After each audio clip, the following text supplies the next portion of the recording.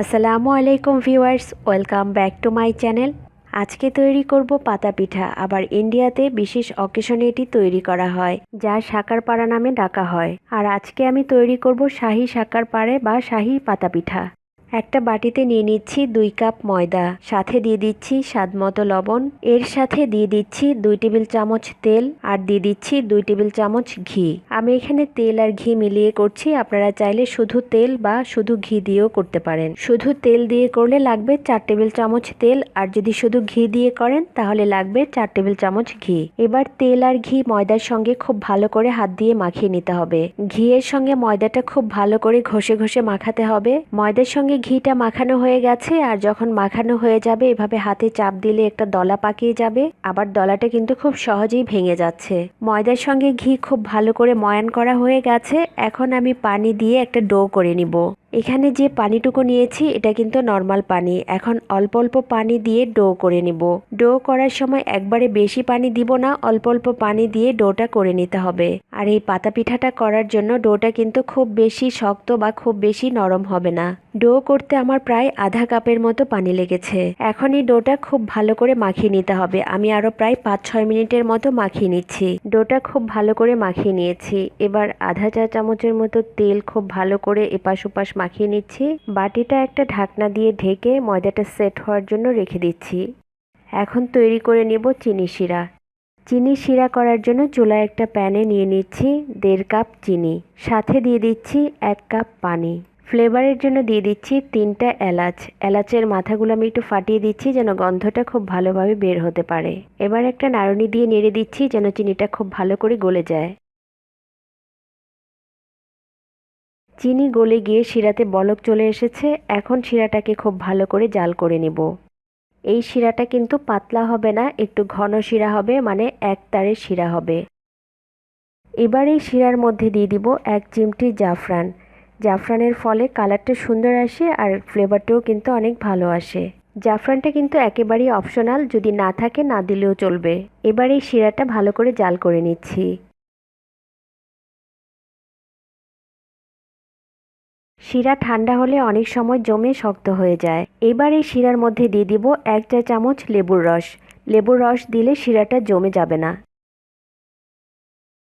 আমার শিরাটা হয়ে গেছে, তারপরে আমি একটু চেক করে নিচ্ছি। একটু শিরা হাতে নিয়ে এভাবে 2 আঙ্গুলে একটু চাপ দিলে যদি একটা তারের মতো বা সুতার মতো দেখা যায় তাহলে বুঝতে হবে যে শিরাটা হয়ে গেছে। এখন চুলা থেকে শিরা নামিয়ে রাখছি। এদিকে পিঠা বানানোর জন্য ডোটা রেডি হয়ে গেছে। এখন পিঠা বানানোর জন্য ডো থেকে ছোট করে ভাগ করে নিচ্ছি। এবার এই ডোটা দিয়ে একটা রুটি বেলে নিব, আর রুটিটা কিন্তু তুলনামূলকভাবে একটু বড় করে বেলতে হবে। রুটি বেলার জন্য সামান্য একটু শুকনা ময়দা বা তেল দিয়েও বেলে নেওয়া যাবে। আর পাতা পিঠার জন্য রুটিটা একটু বড় করে বেলতে হবে যেন পাতার শেপটা সুন্দর হয়। আমি এখানে মোটামুটি বড় পাতলা করে একটা রুটি বেলে নিয়েছি। এখন আমি রুটির সাইড থেকে কেটে নিচ্ছি।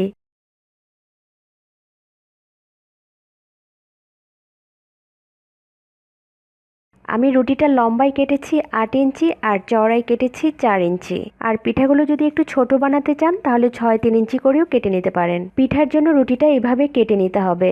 এবার উপরে ছড়িয়ে দিচ্ছি সামান্য একটু শুকনা ময়দা। এবার আমি রুটিটা কেটে নিব। একটা ছুরি বা পিৎজা কাটার দিয়ে কেটে নেওয়া যাবে। রুটিটা কাটার সময় সামনের দিকে একটু রেখে কাটতে হবে, আর কাটা শেষ করেও কিন্তু একটু রেখে দিতে হবে, মানে কাটাগুলো যেন আলাদা হয়ে না যায়, আপনারা একটু খেয়াল করে দেখে নেন। আর মাঝখান থেকে আমি 1/2 ইঞ্চি পরপর কেটে নিচ্ছি। রুটিটা কাটার সময় খেয়াল রাখবেন রুটিটা যেন 2 টুকরা হয়ে না যায়, তাহলে ভাঁজ করার সময় কিন্তু কষ্ট হবে।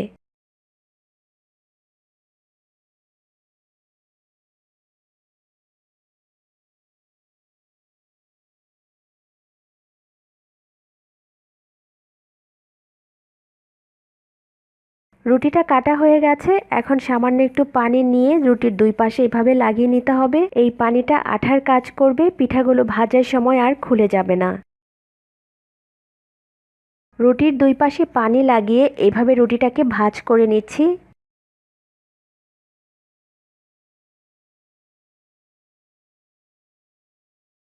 এবার সাইডগুলো আঙুল দিয়ে একটু চেপে চেপে লাগিয়ে নিতে হবে। আবারও রুটির এই পাশে একটু করে পানি লাগিয়ে নিচ্ছি। রুটির দুই পাশে ধরে আরেকটা ভাঁজ দিয়ে নিচ্ছি। এভাবে আঙ্গুল দিয়ে চেপে চেপে সাইডগুলো ভালো করে সিল করে দিতে হবে। এবার এই পিঠাটা পাতার শেপ দিয়ে নিব। প্রথমে আমি উপরের অংশটা করে নিচ্ছি। এভাবে দুই পাশ থেকে ভাঁজ দিয়ে নিতে হবে। এভাবে চাপ দিয়ে আটকিয়ে দিতে হবে। এখন এই পিঠাটার মাঝ বরাবর সামনের অংশটা একটা প্যাঁচ দিয়ে নিতে হবে, মানে পিঠাটা একটা টুইস্ট করে নিতে হবে।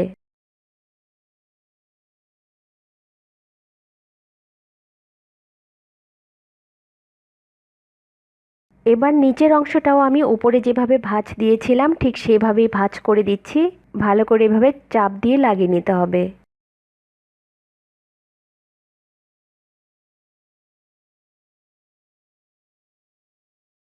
আমার পিঠাটা তৈরি করা হয়ে গেছে। এইভাবে করে বাকি পিঠাগুলো বানিয়ে নিব। পিঠাগুলো ডুবো তেলে ভাজতে হবে। চুলায় একটা প্যানে তেল গরম করে নিয়েছি, আর তেলটা কিন্তু খুব বেশি গরম করব না, মিডিয়াম আঁচে মিডিয়াম গরম করে নিব। আমি ছোট্ট একটু ময়দা দিয়ে দেখে নিচ্ছি তেলটা ঠিকভাবে গরম হয়েছে কিনা। পিঠাগুলো ভাজার জন্য তেলটা ঠিক আছে। এখন এই তেলের মধ্যে পিঠাগুলো ভেজে নিব। আমি একটা পিঠা দিয়ে দিয়েছি। যেহেতু এই পিঠাগুলোতে অনেকগুলো লেয়ার থাকে, তাই পিঠাগুলো একটু সময় নিয়ে ভাজতে হবে। পিঠাগুলো ভাজার সময় চুলার আঁচ মিডিয়াম টু লোতে রেখে পিঠাগুলো ভেজে নিতে হবে। পিঠার এক পাশ যখন একটু হয়ে যাবে, পিঠাটা উল্টে দিতে হবে। ভাজার জন্য প্যানটা যদি বড় থাকে তাহলে 3টা 4টা করে একসঙ্গে ভেজে নেওয়া যাবে। একটু পরপর পিঠাগুলো উল্টে দিতে হবে। এইভাবে করে আমি পিঠাগুলো গোল্ডেন ব্রাউন কালার করে ভেজে নিব। পিঠাগুলোতে সুন্দর একটা কালার চলে এসছে। আমার পিঠাগুলো ভাজা হয়ে গেছে। এখন তেল ঝরিয়ে পিঠাগুলো তুলে নিচ্ছি। পিঠাগুলো তেল থেকে তুলে শিরায় দিতে হবে, আর শিরায় দেওয়ার সময় শিরাটা কিন্তু খুব বেশি গরম থাকা যাবে না। পিঠাগুলো দেওয়ার সময় শিরাটা কিন্তু হালকা গরম থাকতে হবে। শিরার মধ্যে কিন্তু পিঠাগুলো চুবিয়ে রাখা যাবে না। দুই পাশে ভালো করে শিরাটা লাগিয়ে নিতে হবে। 1 মিনিটের মতো রেখে তুলে নিতে হবে। আর পিঠার মধ্যে যে বাড়তি শিরাটুকু আছে এভাবে একটু ঝরিয়ে নিচ্ছি।